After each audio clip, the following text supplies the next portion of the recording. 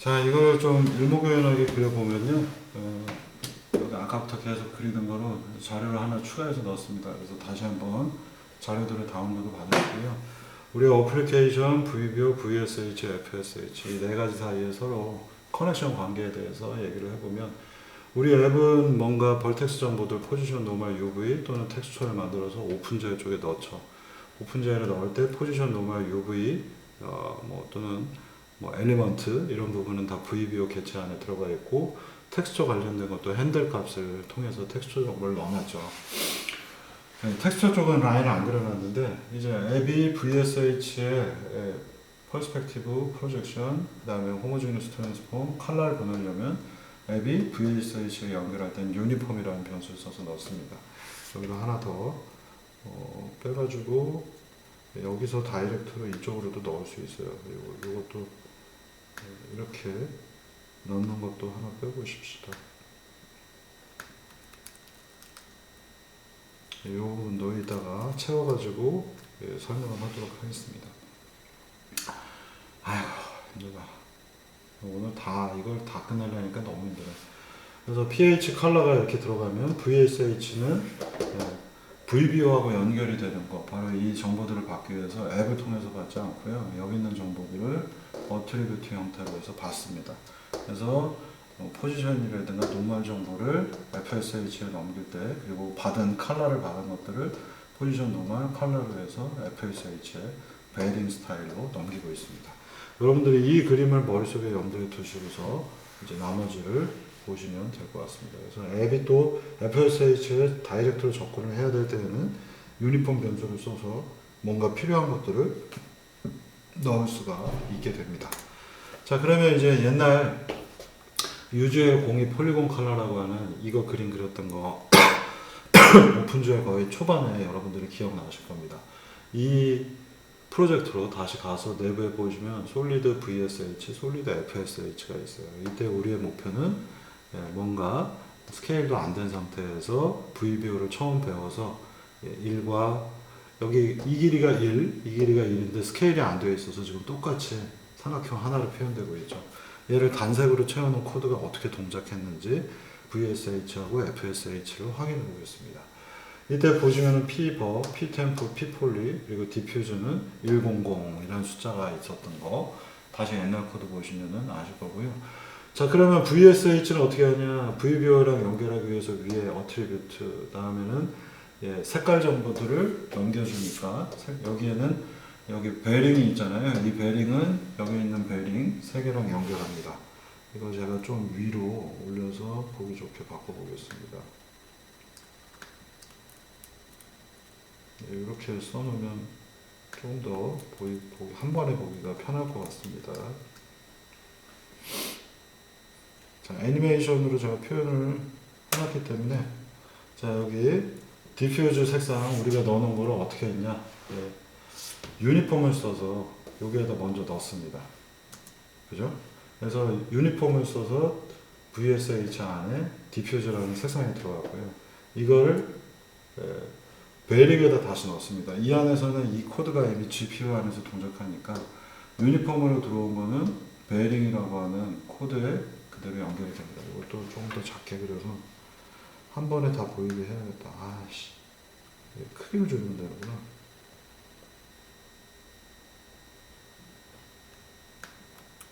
이렇게 표현을 할게요.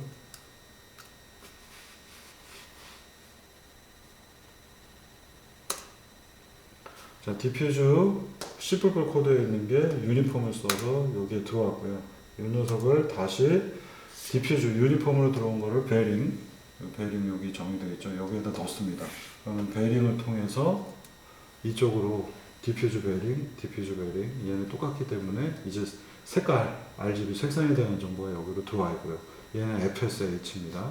여기서 디퓨즈 베링은 C라고 하는 벡터 4 색깔이라 4개가 들어갑니다. RGB, X까지 포함해서 그걸 플러그 컬러 색깔을 그리는 부분이에요. 이게 쉽게 말하면 붓입니다. 붓. GL 플래그먼트 컬러라는 변수명은 오픈GL의 현재 색깔을 칠하는 부분을 뜻합니다. 그래서 여기까지 모든 색깔은 100을 대입해라 라고 여기 넣어줬기 때문에 오픈GL이 그 다음부터 그림을 그릴 때는 빨간색으로 색칠을 한 겁니다.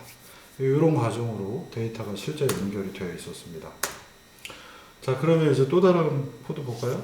이 녀석의 오브젝트 카메라 해서 빨간색을 스케일을 맞춰가지고 이제 뒤로 쫙 뺐던 기억이 나실 겁니다.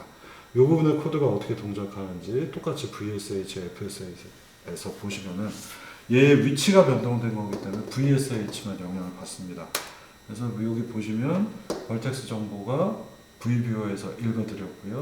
H, P를 곱해서 최종적으로 GL 포지션이 여기에 있는 모든 빨간 점들이 위치가 매 점이 GL 포지션에서 계산돼서 이렇게 작게 그려진 겁니다. 자, 그 다음에는 또 옛날 예제로 돌아가서 UGL10 UWND 박스 고드 쉐이딩 편입니다. 여기에 디퓨즈나 퐁 스페큘러 효과가 나타났던 이 부분이 가장 여기서 중요한 부분이 되겠습니다. 여기 지금 FSH입니다.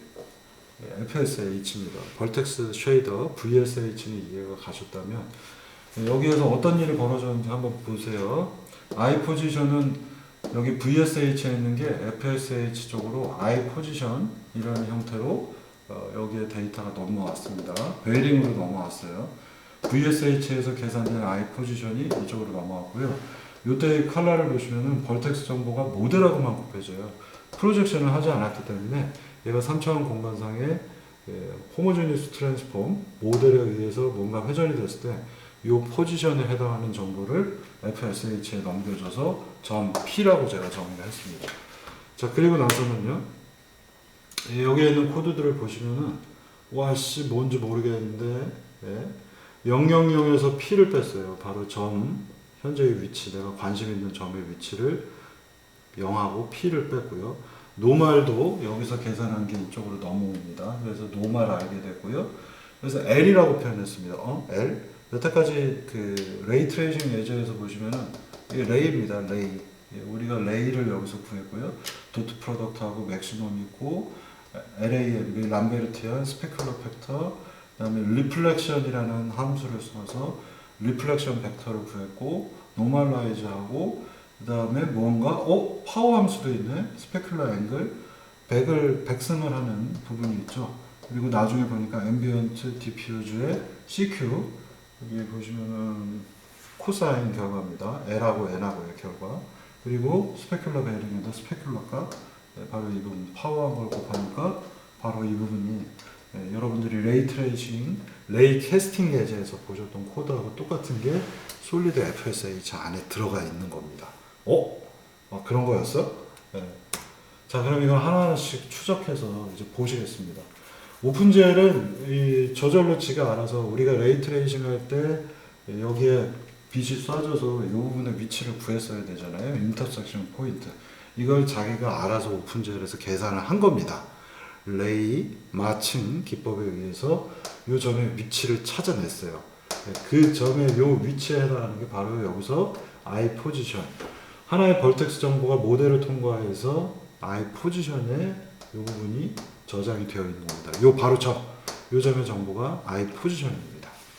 그렇기 때문에 우리가 000 포지션에서 여기까지 차이를 빼주게 되면은 요 점이 인터섹션 포지션이잖아요.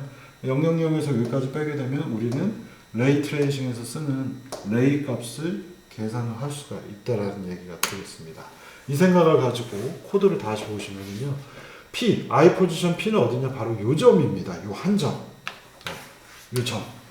요게 바로 I 포지션 P를 의미합니다. 그런 거였어? 예, 그런 겁니다. 그래서 노멀 벡터는 앞부분에서 베링을 통해서 노멀 벡터 N이 이미 들어와서 대문자 N으로 써줬습니다. 자, 한 줄씩 우리가 확인해서 볼게요. 그 다음에 000에서 000에 지금 라이트 소스가 있어요. 이게 지금 여러분들이 라이트가 있는 위치라고 생각하시고 P를 빼주니까 L 바로 요 I라고 하는 녀석을 구한 겁니다. 자, 그래서 이 L이 I예요. 라이트 소스가 현재 000에 있다고 가정을 한 겁니다. 그리고 점 P를 뺐기 때문에 우리는 이 지점까지의 벡터 방향 I 벡터를 L이라고 제가 표현하고 있고요.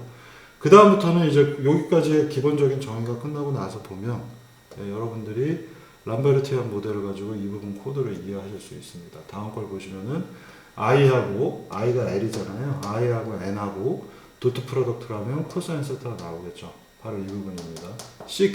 CQ가 코사인 세타를 뜻합니다. 자, 그리고 나서는 CQ가 0보다 작으면은 뒷면을 뜻하겠죠. 각도가 뒷면으로 가니까. 그래서 각도가 0보다 작은 것은 버려야 되는 거죠. 색깔을 안 칠해야 되는 거니까. 이거를 이품문으로 하는 대신에 맥스 C 코사인하고 0하고 비교해서 코사인이 마이너스인 경우도 있기 때문에 그래서 이 값이 0보다 크냐 작냐를 결정을 합니다. 그래서 람베르티안은 이제 0보다 크다면 앞면이 되는 거고요. 람베르티안 LAMB가 음수이면은 0이 되면 그건 뒷면이 되는 겁니다. 그래서 이품문으로 안 하고 맥스 0을 통해서 이렇게 이품문 최종적으로 바꿔놨습니다. 그래서 이게 만약에 히든 서피스이면 히든 서피스가 아니라면 이제 색칠을 해야 되겠죠. 앞면에 해당하니까. 그리고 이 값이 0이 되면 이거는 여기 맥시멈을 썼기 때문에 무조건 값은 0보다 큰 어떤 값이 되겠죠. 그래서 0이 되면 얘는 색칠을 그리지 않고 그 다음 단으로 넘어가고요. 0보다 크면 이렇게 람베르티안 모델을 적용할 수 있는 부분이 되겠습니다. 자, 그래서 이제 다음 단으로 내려가면요. 여기 설명을 안 하고 갔네. 이제 우리는 앞면 쪽, 이쪽 부분 람베르티안을 계산해야 되는 부분이라 여기 보시면은 L 방향하고 R 방향에 노멀 방향하고 맞춰서 얘하고 얘의 정보를 넣어줘서 리플렉션 디렉션을 구했습니다. 얘가 바로 벡터 R에 해당하겠습니다. 그리고는 뷰잉 디렉션은 어디에요? 우리가 지금 포지션 벡터 이 부분이라고 했기 때문에 이 부분을 이 녀석의 벡터 원점에 지금 카메라가 원점에 있기 때문에 여기서부터 여기까지의 벡터 거꾸로 적용을 하시면 마이너스 P를 하면 이렇게 되는 벡터가 되죠. 이게 바로 카메라 뷰잉 디렉션이 되겠습니다. 그래서 노멀라이즈에서 뷰잉 디렉션 카메라 V를 구해놨습니다. 레이가 뷰 포인트가 000에서부터 존재하기 때문에 레이를 쉽게 우리가 구해냈습니다. 우리 예제에서는 00-1을 넣었지만 원래 예제 뒤집기 전에는 000이 맞겠죠. 이렇게 된 거고요. 자, 그러면 우리는 R 벡터 구했고 V 벡터 구했어요. R하고 V 구했기 때문에 R하고 V의 도트 프로덕트를 하죠. 그래서 R과 V 코사인 알파를 구해냅니다. 그리고는 앞서서 한 것처럼 얘가 음수인가 아닌가 체크하는 맥시멈을 써서 스페큘라 앵글값 코사인 알파 값이 여기 결정이 됐죠. 그리고 나서는 바로 이 수식을 따라 들어가서 RV 도트 프로덕트에서 코사인 알파를 구했고요. 걔를 백승을 해줘서 스페큘라의 양 얼마가 될지를 결정을 했습니다. 그리고 나서는 자, 바로 이겁니다. 칼라는 앰비언트 더하기 디퓨즈 코사인 세타 스페큘러 파워 앵글 이렇게 들어가겠죠. 이 앵글 값은 코사인 알파에 해당합니다. 그 코드를 제가 여기다 써놨는데 앰비언트에다가 2배를 해준 거는 앰비언트가 색깔이 너무 좀 어두운 것 같아서 제가 곱하기 2를 해서 전반적인 색상을 좀 높여놓은 상태이고요. 디퓨즈 값에다가 코사인 세타 들어가고 디퓨즈를 5배나 해서 좀 색깔을 밝게 디퓨즈 색상, 원래의 색상을 좀 높게 제가 웨이트 값을 넣어줬고요. 그 다음에는 스페큘라 값을 보시면은 스페큘라 베링에다가 위에서 요 계산된 결과 요거를 곱해준 다음에 스페큘라 양은 그냥 1.0 정도 원래 계산된 수치 정도로만 유지했습니다. 그러면 C라는 값이 나오고 그거를 GL 플러그먼트 컬러에다 넣으면 퐁 쉐이딩이 되는 영상 우리가 레이 캐스팅에서 만들었던 결과물이 FSH에서 색깔 정보가 이와 같은 수식으로 계산이 됩니다. 오픈GL만 가지고는 안 되는 건데 GLSL에서 색깔 정보들을 계산하는 코드를 넣으니까 뻥! 색깔이 이런 식으로 제대로 이거 예전에 어디였냐면 퐁쉐이딩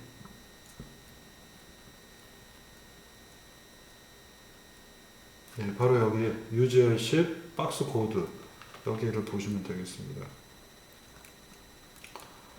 UGL10 박스 코드 박스가 이런 식으로 보이게 된 겁니다. 그래서 여러분들이 이거 보시면은 이런 테두리에서 하얗게 반짝반짝 빛나는 이 스페큘라 퐁 쉐이딩에 해당하는 하얀 점들이 잘 보이고 있는 것들 아실 수 있습니다. 그리고 이렇게 색깔이 된 거는 지금 각도는 저쪽 뒤에 있으니까 퐁 결과는 안 보이고요. 스페큘라는 안 보이고 이 부분은 디퓨즈 색상만 가지고 화면이 지금 그려져 있죠. 자, 이걸 이제 조금 더 추적해서 보시겠습니다.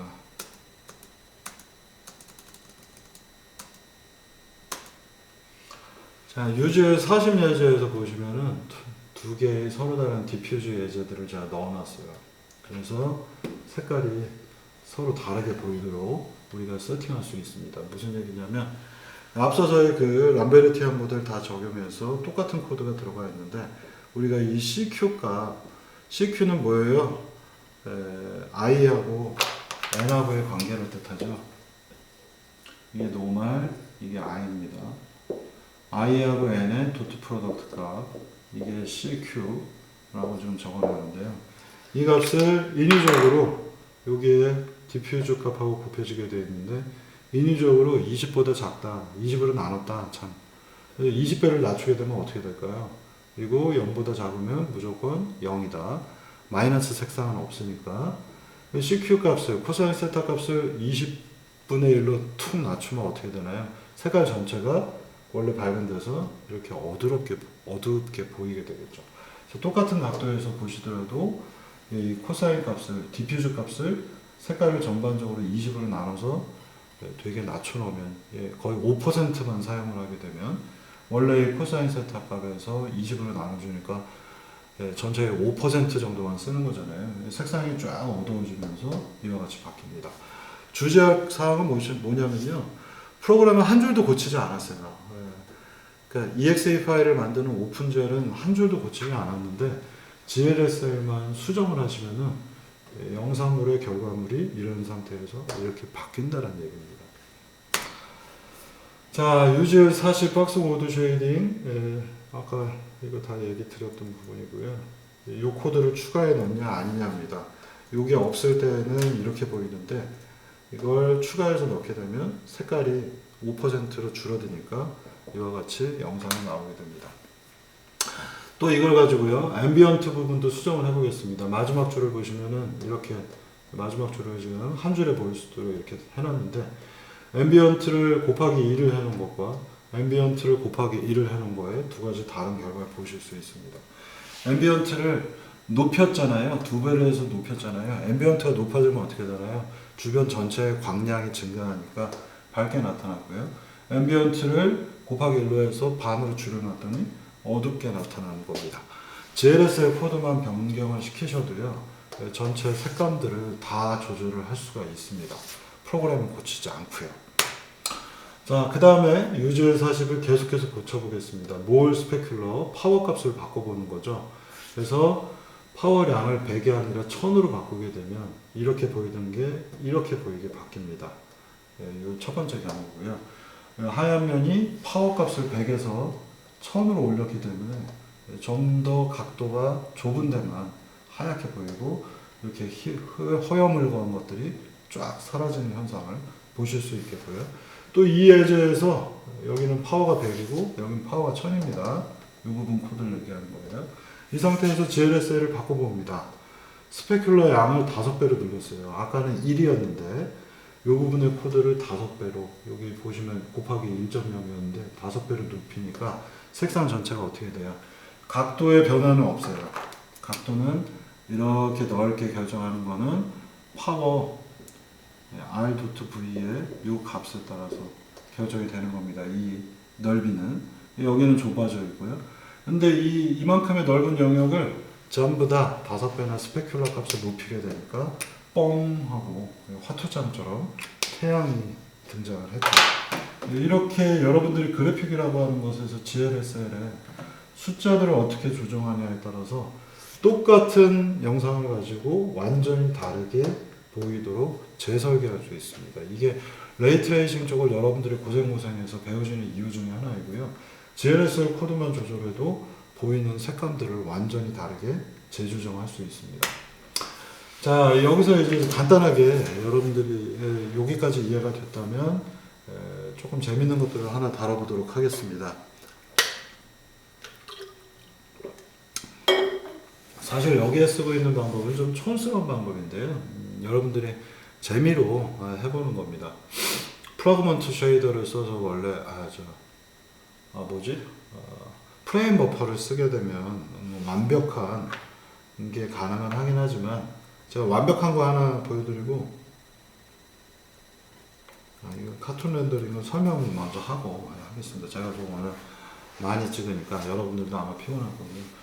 이런 벌처 파이터 아니지 스트리트 파이터 게임을 보시면은 이거 분명히 3차원으로 게임들로 되어 있는데 주변에 색상들 먹선이 들어가 있습니다. 그래서 테두리에 이렇게 까만 색칠을 하는 것들을 카툰 렌더링이라고 부릅니다. 보통 우리가 만화 그릴 때 야호 이렇게 그리잖아요. 룰루랄라 그래픽 숙제가 많아서 그래픽스 좋아. 이렇게 만화를 그리면은 우리가 먹선 바로 이 잉크선들만 그리죠. 그래서 이런 스타일의 기법들을 카툰 렌더링이라고 부릅니다. 그래서 만화처럼 그리는 테두리에다가 먹선을 넣는 것들을 의미하고 있고요. 이거를 비슷하게 한번 흉내를 내봐야겠다. 여기서 GLSL만 가지고 라고 하면 되겠고요. 물론 이제 최근에는 이런 기법을 좀 덜 쓰는데 도대체 음영을 어떻게 까맣게 넣는가를 여러분들이 한번 느껴보시면 좋을 것 같아요. UGL41 GLSL 독 렌더링이라는 부분이고요. 여기에 GLSL 부분만 우리가 수정을 해서 먹선이 약간 들어간 것처럼 음영을 크게 조절을 할 수 있습니다. 자, 이게 원래 고드 쉐이딩이 먹어져 있고 지금 퐁 쉐이딩의 결과들 하얀 점들이 반짝반짝하게 잘 보여요. 자, 근데 앞서서 보시면은 루미넌스 관련된 벡터는 0-p 해서 만들어 놓았었고요. 코사인 알파는 노멀 벡터하고 L 벡터, I 벡터죠. 수식에서는. 그래서 무슨 얘기냐면 우리가 이게 노멀 벡터고 이게 I 벡터였는데 I 벡터를 L이라고 재정했죠. 그래서 L은 공 빼기 P이고 N하고 L하고 노멀 벡터하고 도트 프로덕트 하면 코사인 세타가 세타네. 알파는 우리가 리플렉션 벡터하고 뷰잉 벡터하고 쓸 때 보통 썼으니까 코사인 세타로 할 수 있겠고요. 그러면 이 값을 인위적으로 한번 조절을 하는 겁니다. 예를 들면 이게 노멀 벡터고요. 내가 이쪽에서 지금 보고 있어요. 자, 그러면 이 테두리 여기 오브젝트가 있으면 원래 코사인 세타가 이렇게 돼야 되는데 이 범위를 정해서 코사인 세타가 여기가 최대값 1이겠고요. 여기는 0까지 내려가야 되는데 이 정도를 넘어가는 이 값들은 이 사이는 원래 쓰고 있는 컬러가 코사인 세타 곱하기 디퓨즈 이렇게 쓰고 이 범주를 넘어가면 그냥 새까만 칠을 한번 해보면 어떻게 될까.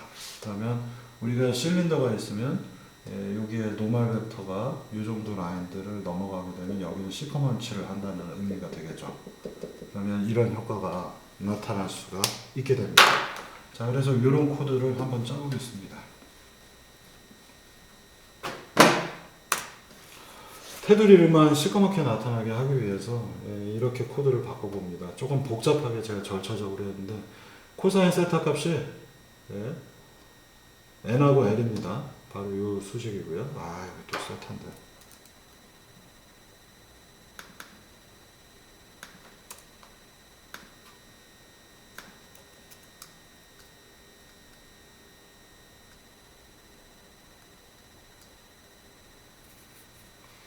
자, 요거를 단계를 나눠서 코사인 값이 0.25일 때, 0.4보다 작을 때, 그리고 그렇지 않은 경우 0.25보다 작을 때, 0.4보다 작을 때, 그리고 그렇지 않은 경우.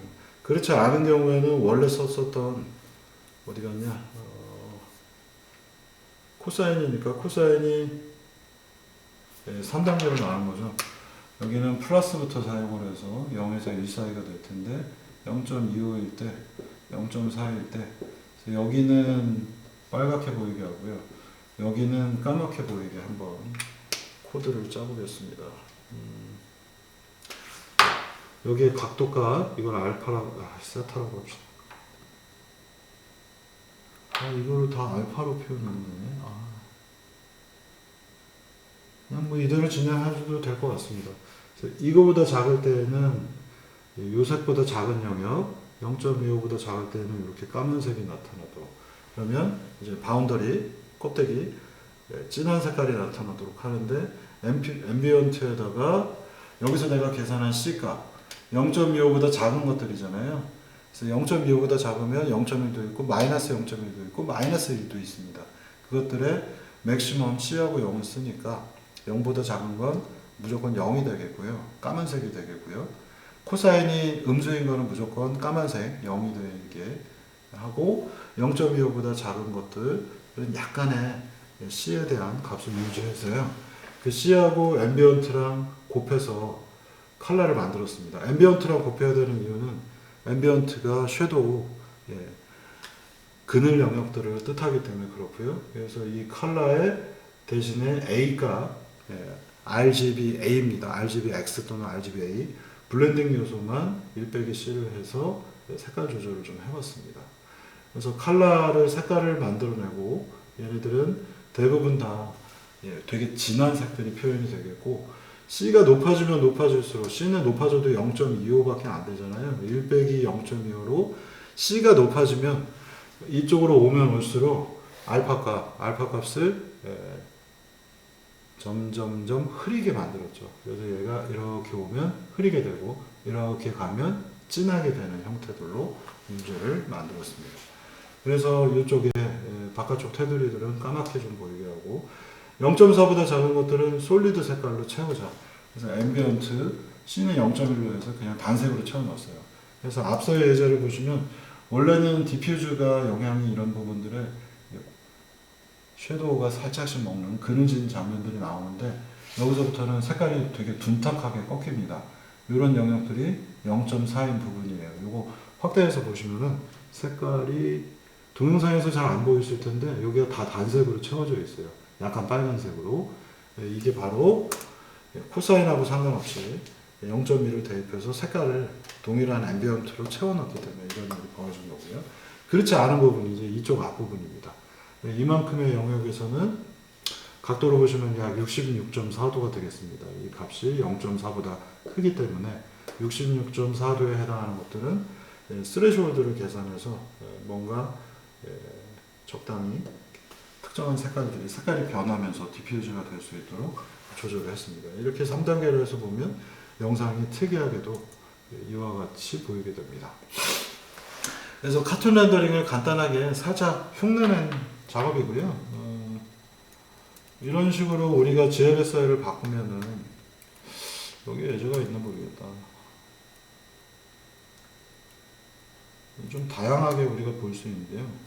이렇게 장난감 이런 로봇을 만들어 놓고 GLSL만 바꾸면 그게 여기 있나 모르겠네.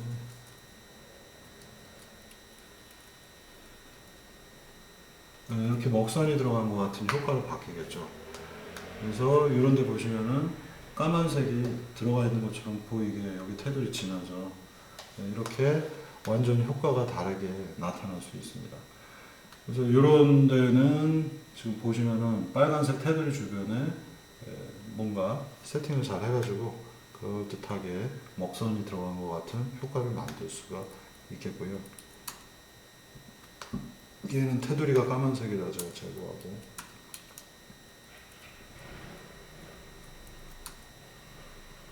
이건 뭐 똑같으니까 뺍시다.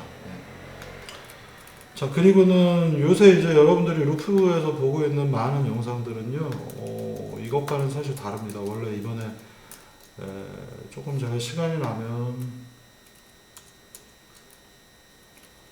프레임 버퍼를 건드려서 완벽한 테두리를 만드는 것들을 한번 해볼까 했었는데 이런 거 띄우면 되나? 테스트 4, 테스트 3 현재 이 루프에서 이 루프 프로그램을 많이들 보셨으니까 2학년들은 못 받겠구나. 3학년들, 4학년들은 이걸 가지고 숙제를 하시니까 많이 보셨을 텐데요. 지금 여기 보시면은 테두리가 까만색이 좀 보이실 겁니다. 이 로봇들은 다 테두리가 먹어져 있고요. 사이즈가 작아도 테두리 까만색이 먹선이 먹어져 있고 크기에도 먹선이 먹어져 있어요. 얘는 픽셀 한 칸짜리 여기에 전부 다 먹선들이 먹어져 있습니다. 이런 방법들은 이제 프레임 버퍼라고 하는 기능을 쓰는 거고요. 그래서 여러분들이 그래픽의 세계는 아직도 배울 게 넘치게 많이 남아 있어서 아직도 멀었습니다. 이런 거 보시면은 지금 잘 보일라나 모르겠는데 이 부분들이 전부 다 이미지가 이런 거 띄워놓고 보시면 정확하게 보실 수 있는데 방금 전에 썼던 GLSR하고는 조금 다르죠. 그래서 여기 확대된 장면도 보이실 텐데 전부 다 픽셀 한 칸짜리 테두리들을 갖고 있습니다. 그래야지 이제 깨끗하게 보이기 때문에 이런 테두리들을 보시면 까만색 먹선이 먹어져 있는 방법, 이제 프레임 버퍼라고 하는 기법을 적용을 하는 거고요. 이 프레임 버퍼 같은 경우는 여러분들이 영상 처리에서 다루는 것하고 거의 유사합니다. 그래서 이 프레임 버퍼 같은 것들의 이론은 이게 그러니까 로봇 쪽 하시는 분들이 그래픽 쪽에 되게 잘할 수밖에 없는 이유 중에 하나는 프레임 버퍼가 지금 여기서 한 채널 가지고는 안 되기 때문에 두 채널 기법들을 제가 쓰고 있는데 여기서 첫 번째 영상을 얻은 다음에 렌더링을 해서 영상을 얻고요. 그걸 이미지로 저장한 다음에 그 이미지에서 아마 여러분들 비전 들으신 분들은 아시겠지만 소벨 필터를 돌립니다. 소벨 필터를 돌리게 되면 뭔가 테두리 정보들을 많이 얻죠. 근데 소벨 필터만 쓰는 거는 인터넷 보시면 많이 나오는데 소벨 필터만 사용하게 되면 테두리가 예쁘지 않게 나옵니다. 그래서 비전 쪽에서 쓸만한 몇 가지 테크들을 GLSL로 짜서 소벨 필터도 GLSL로 짜는 건데요. 소벨이 아니라 다른 코드를 집어넣으면 방금 전 보시는 것처럼 한 줄로 완벽하게 등장하는 것들을 보실 수 있습니다. 그래서 예제가 뭐가 있을까?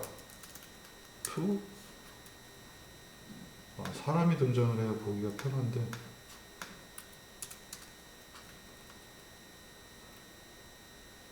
이것도 아니고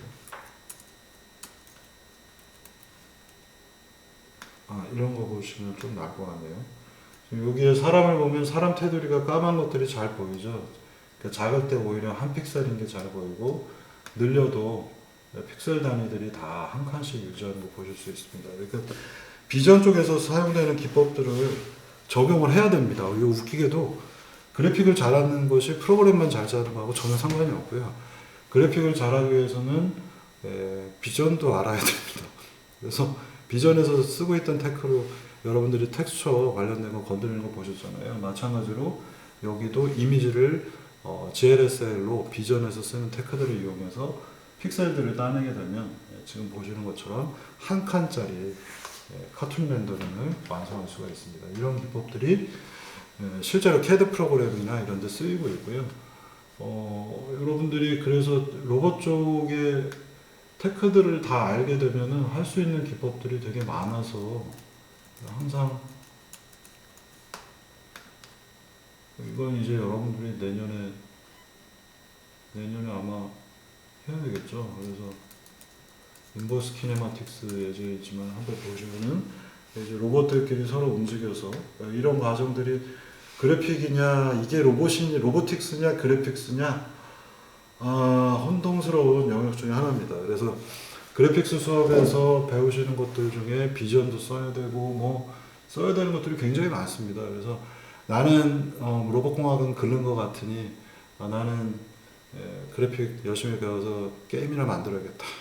옛날 조금 거짓말 더 하면은 2000년대 초에나 하던 얘기입니다. 그래서 뭔가 이런 게임을 잘 만들고 싶어도 비전 테크들도 쓰이고 있고요. 실제로 해외 쪽 사이트에서 프레임 버퍼 관련된 거를 보면 뭐 허접한 소벨 필터 쓰는 것만 계속 얘기가 나오고 있습니다만 로봇 쪽에 스미어링 기법, 그러니까 우리가 문자 같은 거 추적해 들어가는 방법 중에 스미어링 기법이라는 게 있습니다. 그 스미어링 기법을 도입을 한 게 지금 여기에 있는 한 줄짜리 이 픽셀들을 따내는 기법입니다. 이거는 로보틱스나 저 그래픽스의 영역이 아니라 비전의 영역입니다. 그래서 이 공학 쪽에 테크들을 많이 알고 있는 로봇공학과 쪽에서 그래픽스를 하게 되면 몇 가지 이런 장점들이 있다라는 거 얘기 드리면서 마지막 GLSL 편을 정리를 하겠고요. 제가 숙제 관련된 것들 총정리하면서 얘기 한번 드리겠습니다. 그래서 이 GLSL만 수정을 하셔도 할 만한 숙제들이 되게 많아서 작년부터 이것들을 내드리고 있고요. 여기서 잠깐 끊은 다음에 아주 짧게 파티클 필터에 대해서 얘기를 드리도록 하겠습니다. 힘들다. 목이 잠기네요.